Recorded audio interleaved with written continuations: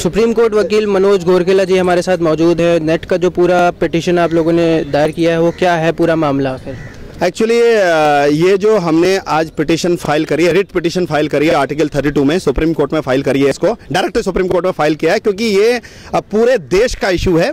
और ये इशू ये है कि 6 जून को 2017 में यूजीसी ने एक नोटिफिकेशन निकाला है कि नवंबर में हम एग्ज़ाम कंडक्ट कराएंगे नेट का। नेट जो असिस्टेंट प्रोफेसर जिससे बनते हैं, पूरे देश के लाखों बच्चे इसको एग्ज़ाम देते हैं, तो उन्होंने बोला है कि इसको नवंबर में करवाएंगे। तो इस नोटिफिकेशन में हम एक बार कराएंगे, 2 बार कराएंगे, किसी का कोई जिक्र नहीं किया है।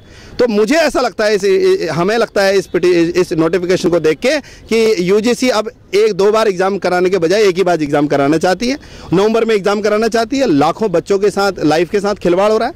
हमने इसमें प्रेयर ये मांगी है सुप्रीम कोर्ट से कि जो एग्ज़ाम आप जो है 2 साल में करवाते हैं उसको 2 साल में साल में 2 बार करवाया जाए एग्ज़ाम, क्योंकि इतनी सारी वैकेंसी है। राइट टू फंडामेंटल राइट है, राइट टू एजुकेशन, और इतने सारे जो स्टेट में ये इशू है। और पूरे कंट्री से जो लाखों बच्चे जो एग्ज़ाम देते हैं उनके लाइफ के साथ खिलवाड़ है। आपने सीबीएसई बोर्ड को एग्ज़ाम कंडक्ट करने के लिए दिया, सीबीएसई बोर्ड बोल रहा है कि हम लोग कैपेबल नहीं है, हम लोग अभी कर नहीं सकते इसको एग्ज़ाम को। और इस तरह से ऐसा करके जो है अब कोई कॉम्पिटेंट अथॉरिटी को एग्ज़ाम कंडक्ट कराने के लिए दिया है, स्टूडेंट की लाइफ से खिलवाड़ न किया जाए। हज़ारों लाखों बच्चे नेट का एग्ज़ाम देते हैं पूरे ऑल ओवर इंडिया में।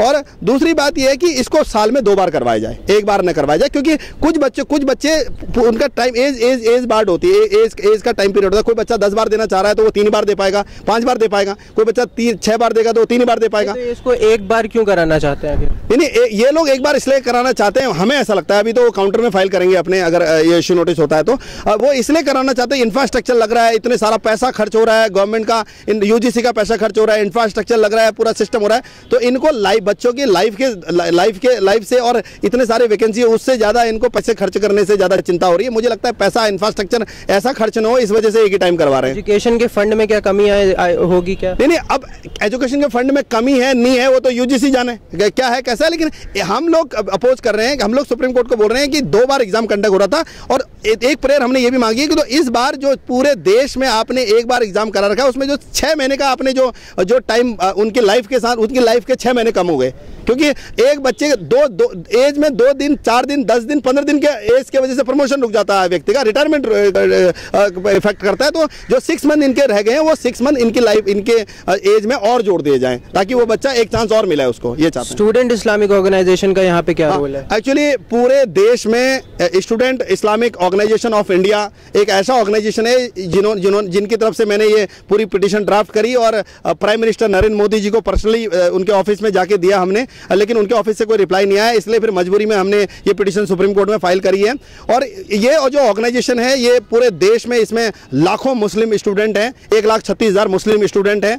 उनकी तरफ से मुकदमा मुझे ये फाइल करने का मौका मिला। और ये पिटीशन ये साबित करती है कि जो इस देश के जो मुस्लिम स्टूडेंट हैं, जो आने वाला भविष्य है इस भारतवर्ष का, वो लोग पूरे देश में ये जो इसका बेनिफिट होगा, वो पूरे देश में किसी जाति, धर्म, हर वर्ग, हर जाति, हर धर्म के लोगों को इसका बेनिफिट होगा। ये साबित करना चाह रहे हैं कि हम पूरे देश के प्रत्येक भारतीय व्यक्ति, चाहे हिंदू हो, मुस्लिम हो, ईसाई हो, हर किसी के फेवर की बात कर रहे हैं। इसलिए वो सुप्रीम कोर्ट में पिटीशन फाइल कर रहे हैं। तो जो इस मानसिकता के लोग हैं, वो इस ऑर्गेनाइजेशन को, उनको मैसेज जाता है कि जो ये इस्लामिक जो ऑर्गेनाइजेशन है, स्टूडेंट ऑर्गेनाइजेशन, वो भारत के प्रत्येक नागरिक के हित के बारे में सोच रहा है। Thank you so much.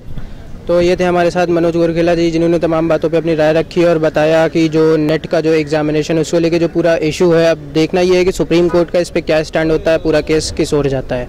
Delhi से न्यूज़ मैक्स के लिए मोहम्मद साद।